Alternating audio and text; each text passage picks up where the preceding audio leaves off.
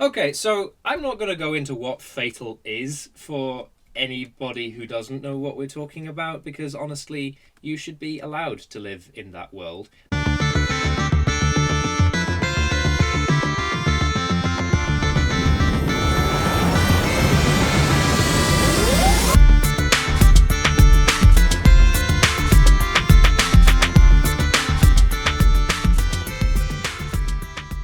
Hello and welcome once again to House of Bards. My name is Alex. And I'm Beth. And it's been a while since we last recorded, but not like normal, ridiculous hiatus length. It's just been a few weeks because of difficulties I've had with getting Wednesday afternoon off specifically. Yeah, because we normally record... Which is when we tend to record the podcast. We normally record on Wednesday evening. We have on occasion done it on other times. I'm sure that those of you who listened to one of the recent podcasts, I think the two before this, would have heard the time that we recorded on Friday afternoon rather than Wednesday evening, and there's just like loads of Tweety birds in the background.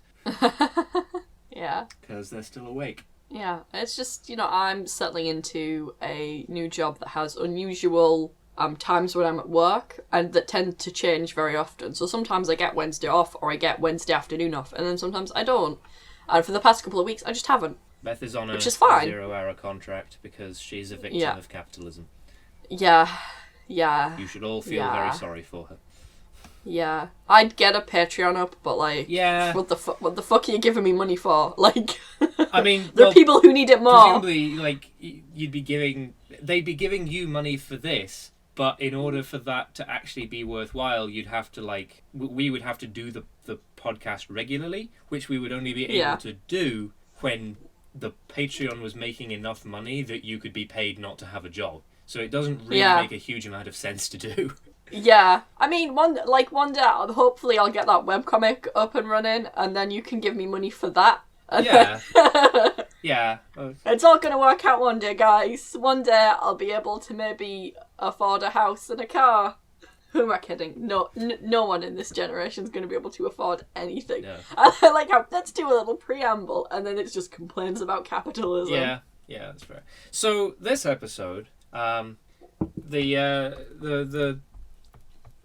tank, as we call the giant Google Doc, which is full of ideas for the podcast, said, talk about unusual game themes. And to be honest, this is basically going to end up being like a sort of an episode of Cool Games Inc., which I didn't like 2 episodes ago, and now I do. That was true then, this is true now. People change, now I'm a lamp.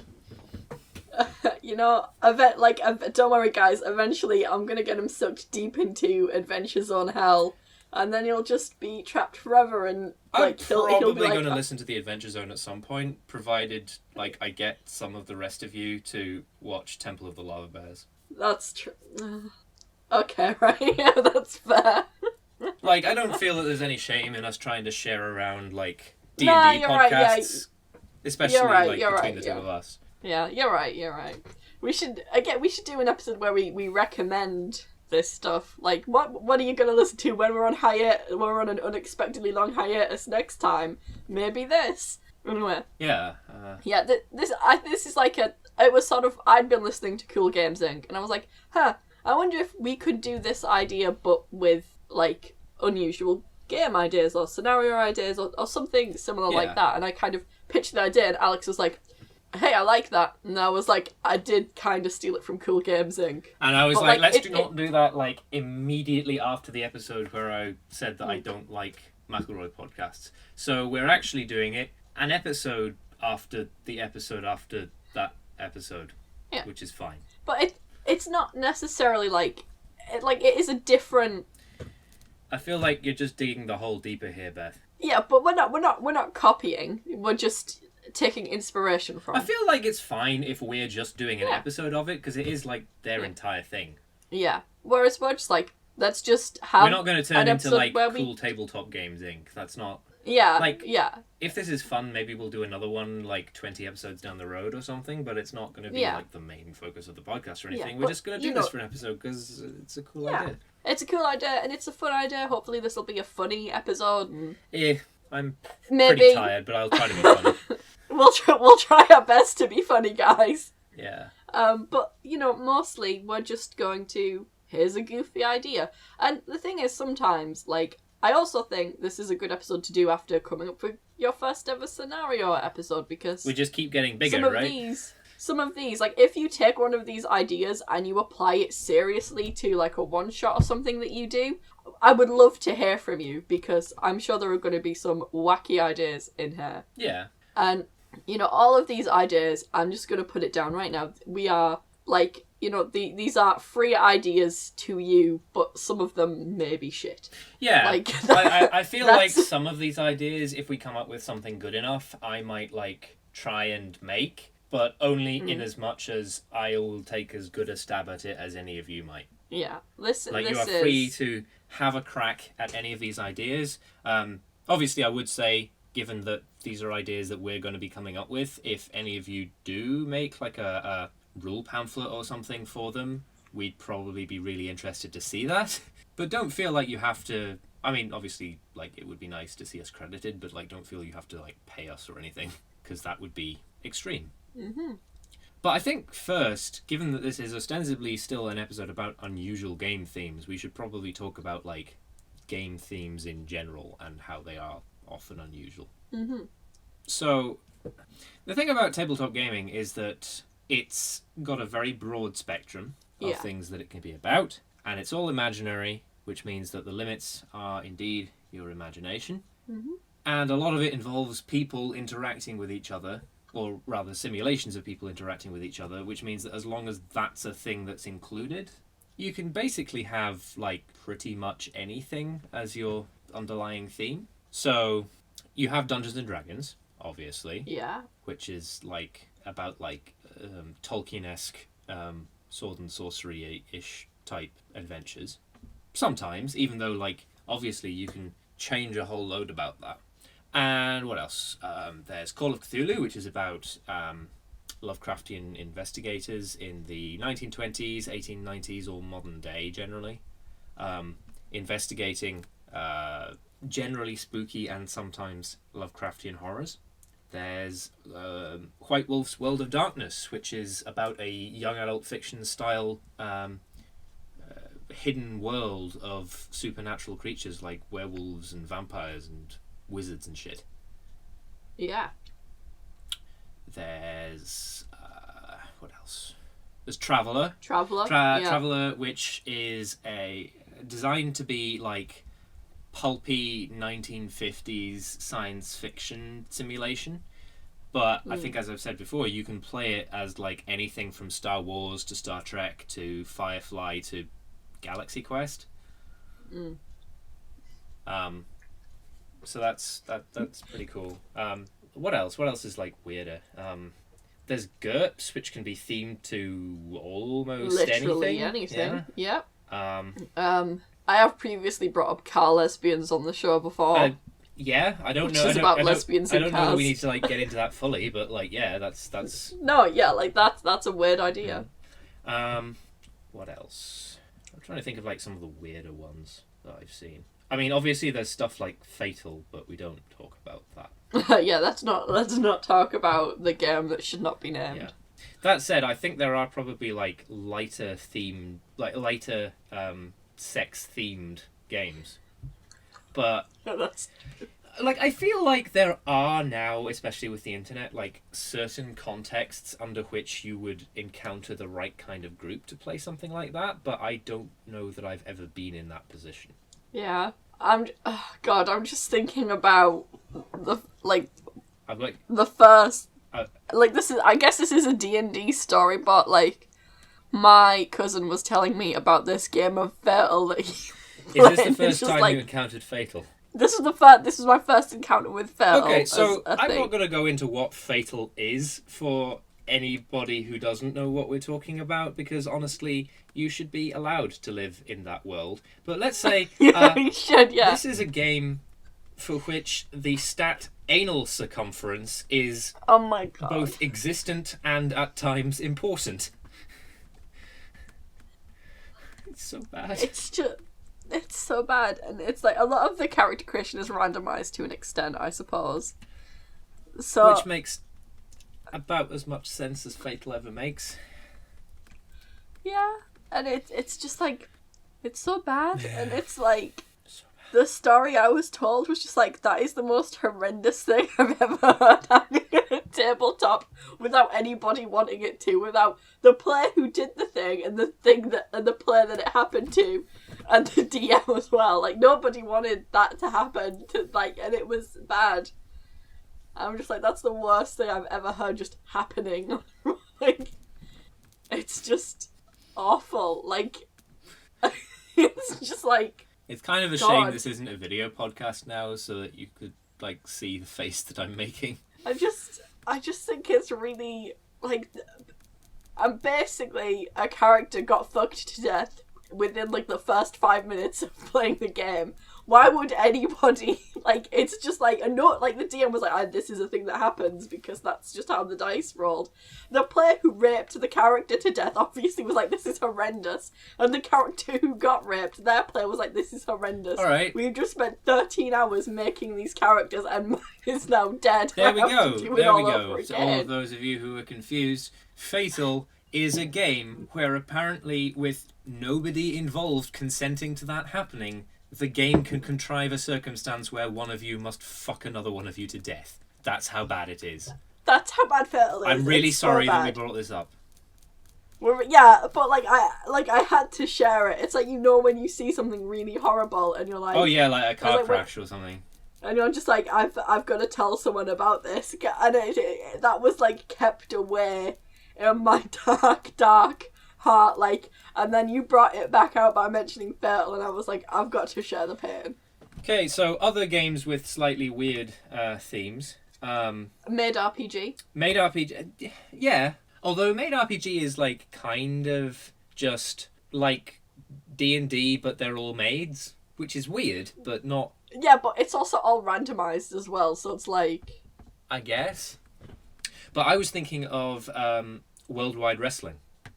Which is literally what it sounds like. It's you're all the GM is called creative because they're like the writers, and then the rest of the players are like all wrestlers in this wrestling franchise, and you basically like write wrestling storylines together via role playing. And the idea is that one of you who isn't participating in the fight at hand is always doing commentary and stuff like that. I actually like Maxie, for those of you who remember Maxie from the few episodes she's been on, is really into wrestling, like much like me. So I kind of like want to do a game of Bards where we play Worldwide Wrestling at some point.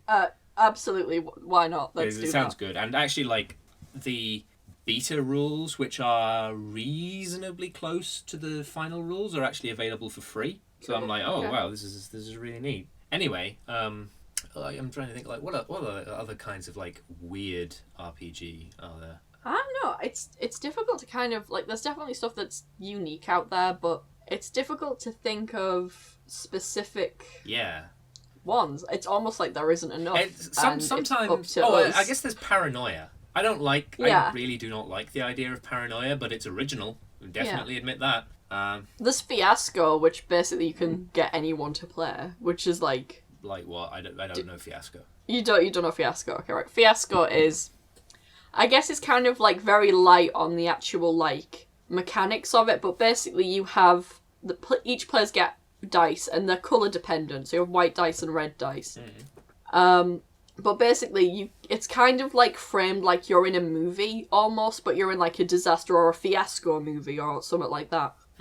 So each dice represents either something bad that will happen to you or something good that will happen to you, and you sort of pass them around each player and stuff like that. Like you all start with a certain pool and a certain mix. Like I think it's 5 and you get like 2 bad dice and like 3 good dice.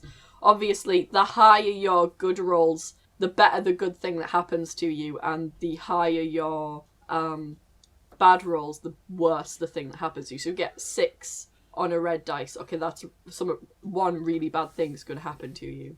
All right. Or something like that. I think it's something like that. Well, in that same...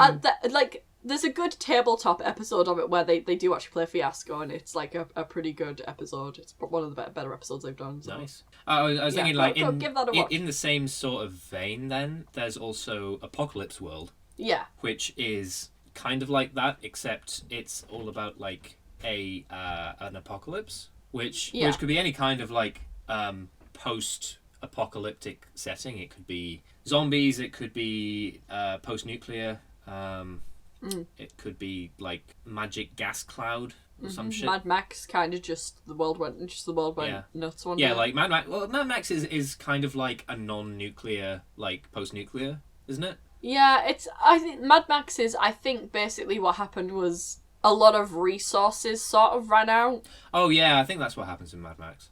Yeah, and basically everyone in Australia just goes cocoa bananas. So, and immediately like, well. I don't know why they base a lot of their culture on... I'll have to rewatch some of the Mad Max movies, but, like, you know... Well, I mean, I feel like probably the main reason is that they're in Australia, and, like, the outback in Australia is huge and empty. It is pretty big, It makes sense that you would base parts of your culture on means that you can actually, like, travel around quickly to get to dwindling resources. Yeah. Even though those means are themselves based on a dwindling resource. Yeah. But... You know, that's the, you know. But as well, there are lots of systems that use... There are lots of games that use the Apocalypse World system. Yeah. There's Dungeon World, which is your more typical, like... Yeah, Dungeon World is like Dungeons and Dragons, but done in that kind of system. Yeah.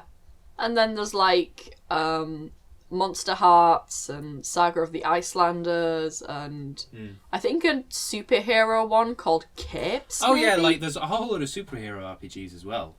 Yeah. There's also like a bunch of like licensed RPG systems. Like there's a whole load of Star Wars ones. I think there was a Firefly one at one point. There's a Ghostbusters one. Oh, you see, like that would probably actually be kind of cool. Yeah. I mean, I know there's a Dresden Files one as well. Yeah, there's Dresden Files obviously, too. The Dresden Files, sometimes they don't always work that well as games, and sometimes they need a bit of tweaking from an experienced DM. Yeah, like... But generally, these things are pretty fun. I think the only reason why the Star Wars ones got good is that there have been legitimately that many of them that they've, like, managed to get it right eventually.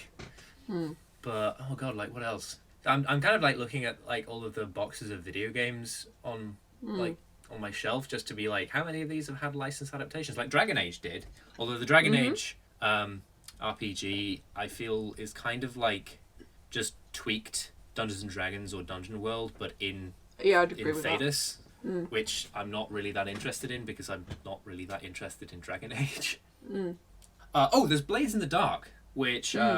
My buddy Niall always wanted us to play, and before I left Belfast, we never really actually got round to it. Which is like Assassins. Yeah, I know Marvel's got one, which I think is just called the Marvel role-playing system. It's got a pretty boring name. I heard that one's actually reasonably decent. It is, yeah. I've heard so. Yeah, I've never played it because I wouldn't.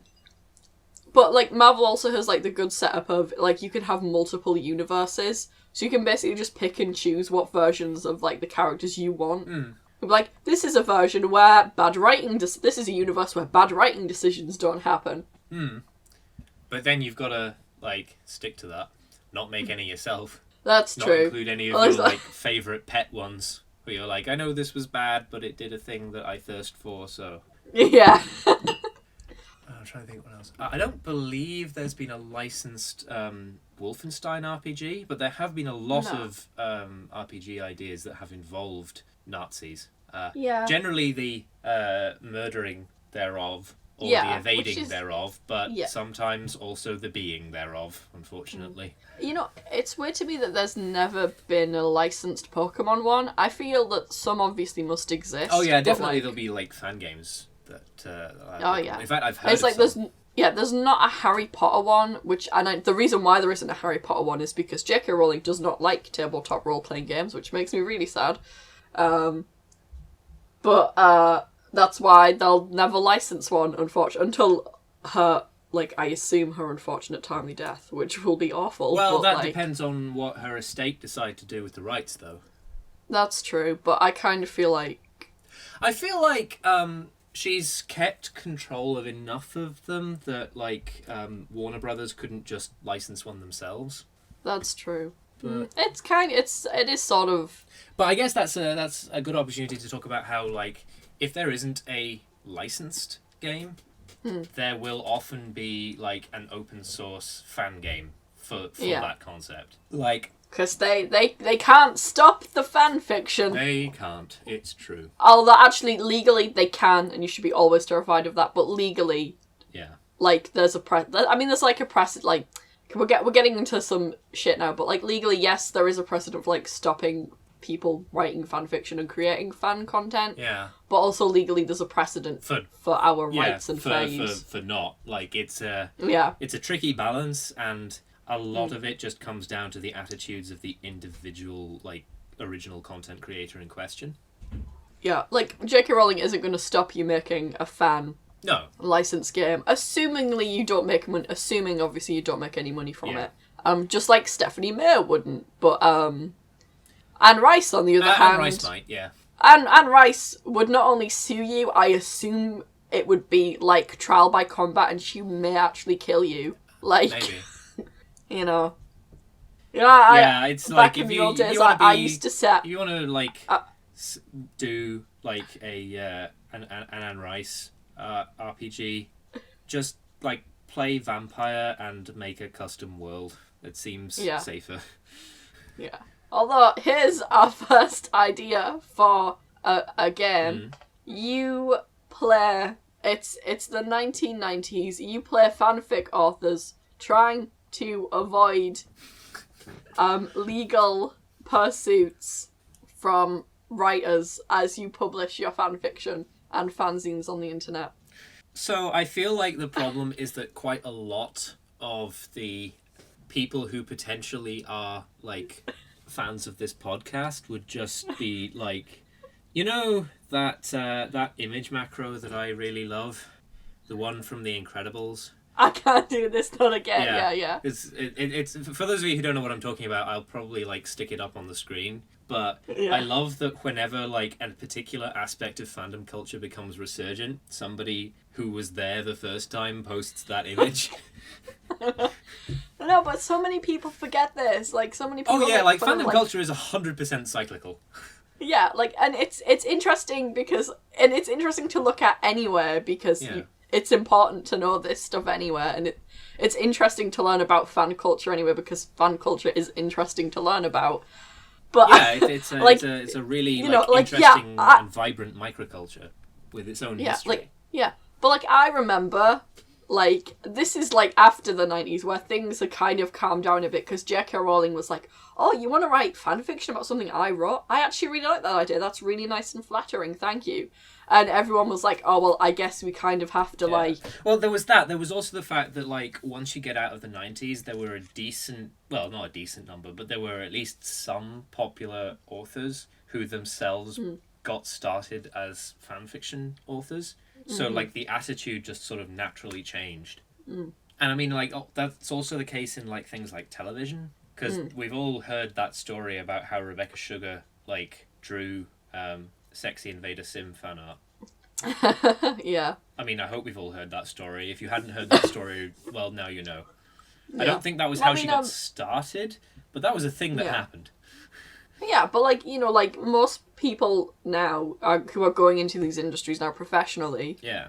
Well, I think a lot of the industries that involve like working with other people have figured out that suppressing fan culture, at least fan creator culture, is generally speaking a bad idea because that's actually where your employee base comes from now. Yeah. Like, you know, I can name several comic book artists who got their start drawing fan art, and yes, some of it was definitely pornographic.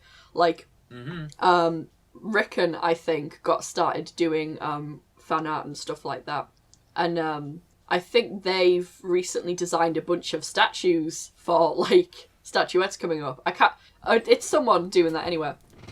You know, lots of other people, like, got their start doing fan art and stuff like that, and some of it was maybe sexy fan art, and it's just sort of accepted as, like, well, yeah, at least they know a lot about anatomy, like, you know. And it's same for a lot of the writers. A lot of the writers I know were fans. Some of the writers now were fans before they became creators. You've got Kelly Thompson, who does Hawkeye at the minute. I actually knew her first from a fan podcast that she used to do, where she talked to some other women about the representation of female characters in comics. Like, that's where I know her from. Was a contributor from that podcast. And she's not the only one as well. Oh yeah, I know that. Like, I know James Tynion III was, like, pretty popular in the fan circuit from going to cons and stuff like that, and then he got his break writing, like, some comics. Now he writes Detective Comics, which is literally the best comic DC's write, like, one of the best comic that DC's relaunched with, like, these people, you know, and it's like, as well, Stephen Moffat used to be a Doctor Who fan, like, he's the most obvious but it doesn't example work of every that. time. No, but, you know, Peter Capaldi used to be a fan of Doctor Who. Like, David Tennant used to be a fan of Doctor Who. I feel like Doctor Who is a special case because it's been going that long that, like, pretty much anybody who gets involved with it for any length of time now was a fan of it at some point. That's true, yeah. But it's coming around to, like, Power Rangers again. Like, a lot of the actors who are entering and being Power Rangers now are too young to have watched the original Mighty Morphin Power Rangers, and they've just always known as Power Rangers as this thing that's just sort of been going on forever. Yeah. That blows my mind as well. Like, you know, a lot of people who do a lot of the magical girl anime and manga stuff now were Sailor Moon fans, which is why a lot of stuff now is kind of Sailor Moon, like, inspired. Like, you know, like, because a lot of people are like, oh yeah, I really like this, you know. So, while we were talking about that, I thought of some more tabletop RPGs with interesting concepts. Okay, yeah. Spycraft. Okay. And also a load of others that I remembered at the time but have since forgotten because I was listening to you talk about Sailor Moon. Damn. Yeah. No, let's come up with our own ideas then. Oh no, like, hang on. There are a few though. There's a variant on Call of Cthulhu called Delta Green, which is generally set either in the modern day or in, like, the late 90s. And the idea of Delta Green is, rather than being specifically an RPG about Lovecraftian investigators, you're basically the X-Files. Like, it's about, depending on the era of Delta Green you play, it's either you're a government organization or an ex-government organization who have, like, sort of gone rogue. Like, basically, there was a fuck-up, and now you're not allowed to be accountable to the US government because, like, they don't want to have to deal with your shit. But you still have to, like, try and find funding to, like, stop the eldritch horrors from happening. Which is... What I'm imagining, because I've been watching Archer a lot lately, I'm kind of imagining that, but instead of spy stuff, they fight eldritch horrors. Because, I mean, that basically any role-playing game is eventually going to go in that direction anyway. Like, everyone's just going to play a variant from a character from Archer, to an extent, let's be honest, right? You're all going to play kind of an awful person. Right? Like, if you were, if there was, like, I'm sure there's, like, a James Bond-esque role-playing game. Yeah, play, like, I've heard you can play Spycraft James Bondy. Like, Spycraft is another one of those ones where you can sort of, like, shift like, theme based on what you want. Like, there's a Countermonkey episode where Spoonie tells a story about Spycraft, and he says that you could play it like James Bond, or from James Bond all the way to Austin Powers, and then he says, like, the way we played it was more like Metal Gear Solid. Which to me, like, struck me as, like, there's a great variation in theme that you can have by like, some of these games, which is important, I think, to mention when we're talking about unusual themes. You're like, it doesn't have to be a game to itself. Yeah. You could definitely, like, change an existing game to have a variant. Like, I was talking about Traveller. You know, it can be Star Wars, Star Trek, Firefly, Galaxy Quest. It depends how, like, where and how you want it to be. Were you going to say something?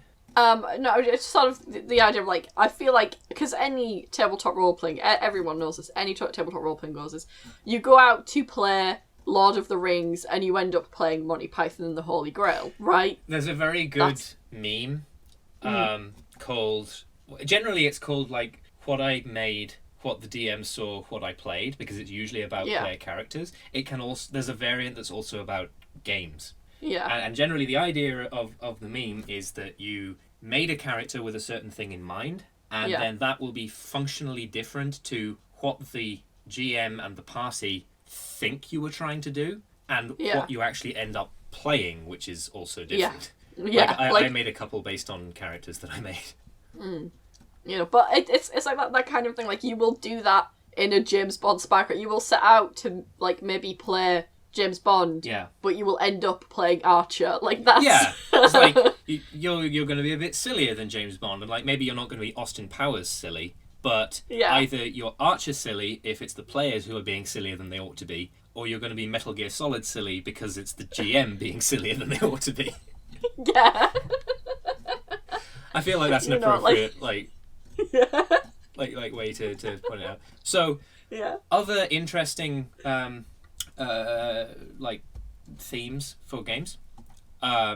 There's Gamma World, which is basically Fallout. It's not quite Fallout, but, like, if you go further back in, like, the chain of things that, like, it inspired Fallout, there's Mad Max, which it also isn't like, and there's A Boy and His Dog, which it probably is like, but not in the ways that A Boy and His Dog is, like, really fucking horrible and has lost a lot of its literary merit. Seriously, though, that film is fucked.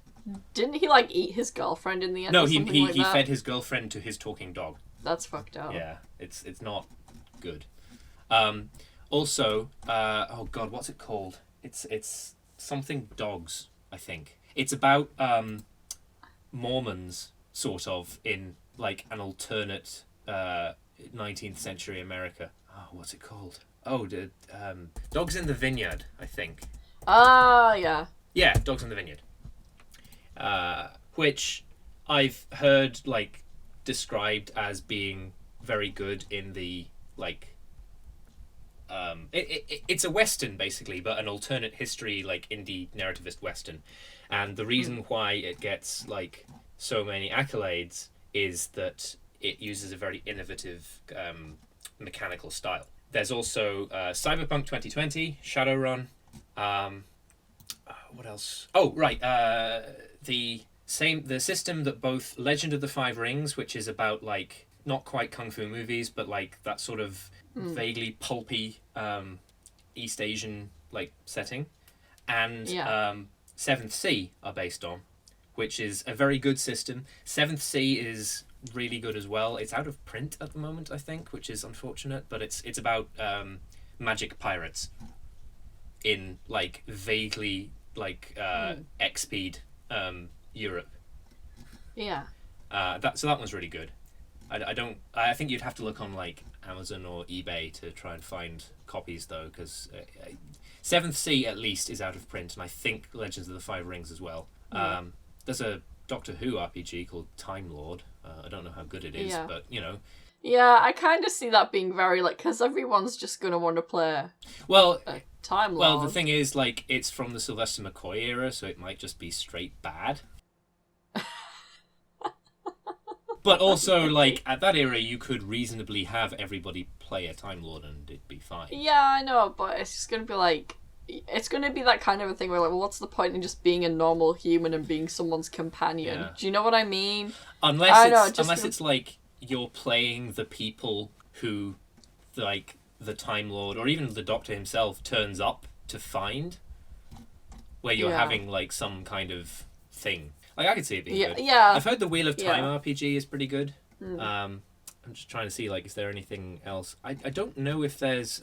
like, obviously there's Warhammer Fantasy Roleplay. I don't know if there's 40k roleplay as well. There's definitely... There's, like, Dark Heresy and stuff like that, isn't there? And... Yeah, Dark Heresy and... Yeah. Oh, Dark Heresy is actually part of a line that literally is 40k roleplay. Yeah. There's Dark Heresy, Rogue Trader, Death Watch, and Black Crusade. Oh, and also Only War from 2012. Yes. Nice. Well, there you go. So, definitely, if you want a silly setting like 40k, because 40k is really fucking silly. It is. It's like, I'm actually kind of scared of people who take 40k seriously. Because it's like, no. You mean like every man on the internet takes 40k, so every I feel man like who's in the there are 40k people, fandom takes... like, in there who don't take 40k seriously and just don't realise that, like, all of their mates are not taking it seriously ironically. Yeah. Here's an like something that I don't think that's ever been done before. A role-playing game where you all play Disney princesses. Like, the idea of a Disney princess. That would be cool, except, like, wouldn't you have... Like what would the actual setting be? Like, I'm not sure. It's this, like, presumably a pseudo-fantasy fairy tale thing. Yeah, it makes sense as a game to have if you, like... If you and the GM have a writing style that lends itself to, like, fairy tales and folk tales.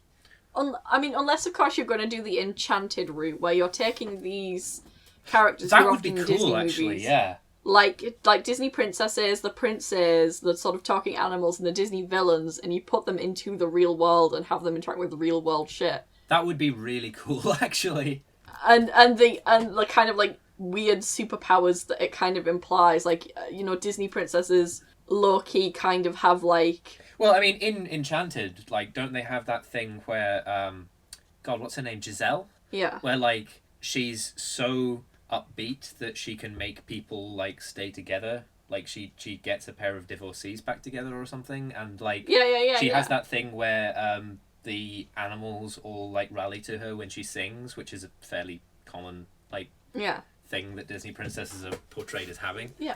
But she gets everyone to join in with, like, a big musical number as well. Yeah. But there's also that thing where, like, she tries to fix the guy's apartment by doing that. And she succeeds, but because it's in, like, New York, instead of getting, like, you know, little birds and rabbits from out of the forest, she gets, like, cockroaches and rats. Yeah. And they still help, and it works fine, but it's disgusting. Yeah. Which is, like, part of the inherent comedy of that. And they have, like, the talking animals and stuff like that. Oh yeah, like this sounds really cool, actually. I can definitely see this working, because you could... Yeah. And the interesting thing about it, of course, is that you immediately have either a back canon of, like, characters who could just be used, like, not only the entire Disney canon, but also, like, pretty much any female protagonist of, like, a grim fairy tale or whatever. Yeah. But also you could, like, just actively make those things up. Yeah, and it's like, you know, you've got, like, the dwarves from Snow and the Seven Dwarfs, like, that you could be a dwarf. Maybe. You could be a merperson. Like, it's got so much scope. It does, yeah. I kind of like this idea. Yeah, and you've got, like, you know, someone could play Basil, the Great Mouse Detective, because he's, like, a mouse. Well, I feel like, also... like, if we're going to expand it wider to, like, cartoon characters in general, we're kind of getting into the territory where you could just play Toon, which is also an interesting, like, RPG thing. Yeah. Okay, right, well, sticking to Disney, you know, you could play one of the talking animals or the animal sidekicks, because they don't tend to talk nowadays. Obviously, you've got the princes who have their, like, combat capabilities and their, like, extremely high look skills in most parts. Yeah. I'm trying to think of, like, a Disney prince who wouldn't have, like, really high look and charisma, and I'm like, none of them. Like, well, I mean, yeah, I feel like that's a problem. Like, some of the more recent ones, because, like, a lot of the older ones definitely are, like, toned down, played straight versions of Gaston. Yeah. And some of the more recent ones are, like that, except they swap out, like, strength for dexterity or something, or they're not quite as morally upstanding. Yeah, like, you know, you've got, like obviously, like, Aladdin has, like, dex and charisma. Yeah. Aladdin's a bard, basically. Yeah, I think Aladdin definitely is a bard. Well, he's not, he can't, well, no, the genie's more of a bard. No. The genie's, like, an incredibly high-level bard, if you think about it. Maybe, but I feel like the genie is, like... I mean, I suppose Aladdin could be, like, a warlock, because... Yeah, because, he's a warlock, because he's in a Faustine charisma. pact with the genie, yeah. Yeah. Well, anyway, the point of this episode isn't to think of everything in terms of D&D. No, it's not, you're right. Anyway, so and they're, like, you know, so you've got a Disney prince who you can be. Yeah.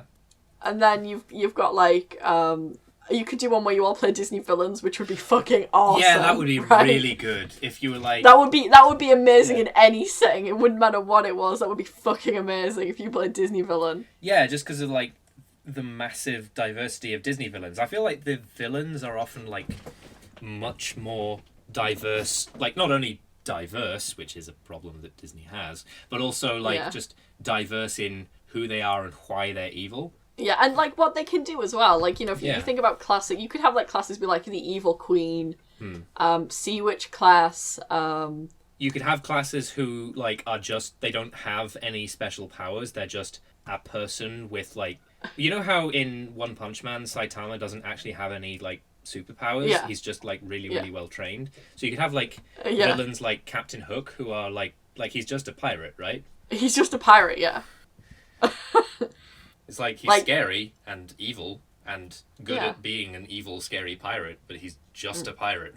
You know, you have Dr. Facilia, he's a warlock, like literally. Like we joke about characters being in Faustian pacts, but like Dr. Facilia is legitimately in like a pacts with evil spirits, and that's what brings about his downfall in the end. Like that's you know, and but basically your job is to stop the happy ever after. Yeah. That's you know, I you've feel all like teamed up. to an extent, of course, given that this wouldn't be an official Disney licensed product, you could open it up to include like concepts from DreamWorks and Don Bluth. Yeah. Like birds with the teeth. Yeah, that's... Toothy bird class. We don't talk about that. But also, like, I don't know, you could have, like, some aspect of being sent into the real world where you're, like, a dog sent from heaven or something. Yeah. That would be weird, but, you know, that could be, like... Because you could also have, like, the thing where, like, some of the animals who talk, like, they have, like, human friends. Yeah. And it's like, okay, maybe you're one of the human friends, and, like, your job is to gain... like level up and gain powers through being shown this world. It's like maybe you're not one of the princesses or the villains or whoever we're bringing in from like this fictional world. Maybe you're like a real person as far as the narrative is concerned, but you're being drawn into this. Yeah. I feel like that definitely could be interesting. Yeah, definitely, yeah. Because it sounds boring, right? It sounds like, everybody else gets to be... But here's the thing, right? When you play Star Wars... there's always going to be somebody who doesn't want to be a Jedi. There's always going to be somebody who's like, well, I like playing Jedi, but I want to be like Han Solo or something. Yeah. Or like Rex is his name. I think there are some like cool clone troopers in like the Clone Wars cartoon or something. Yeah.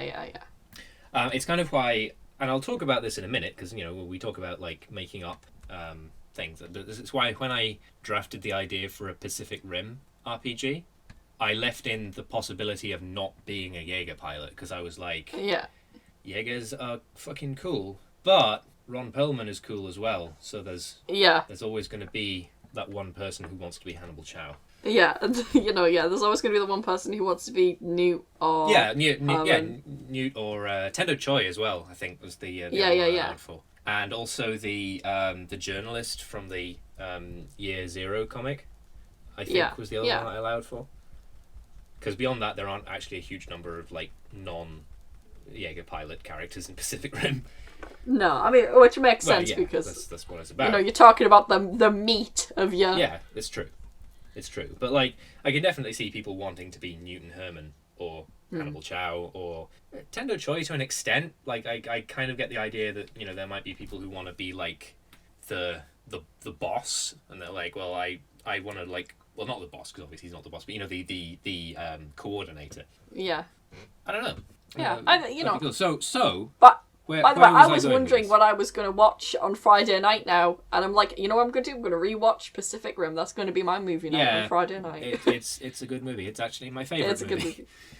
I really love Pacific Rim, which is kind of why I tried to make this thing in the first place. But anyway, my point was that, like, even though, in theory, being, like, the Arthur Dent of one of these like universes sounds not that interesting. For people who really like to roleplay, it could be an interesting role to take on because like not only are you the person who can always ask questions about things that need to be established without breaking character. But also, you get to watch yourself like slowly become part of this world, because like in the later, like Arthur Dent himself is not like, well, he typifies it in that he doesn't stay an Arthur Dent the whole way. Like, he learns to get more comfortable with the world he's been thrust into. He learns to fly at one point, although that's apparently a thing that all humans can do.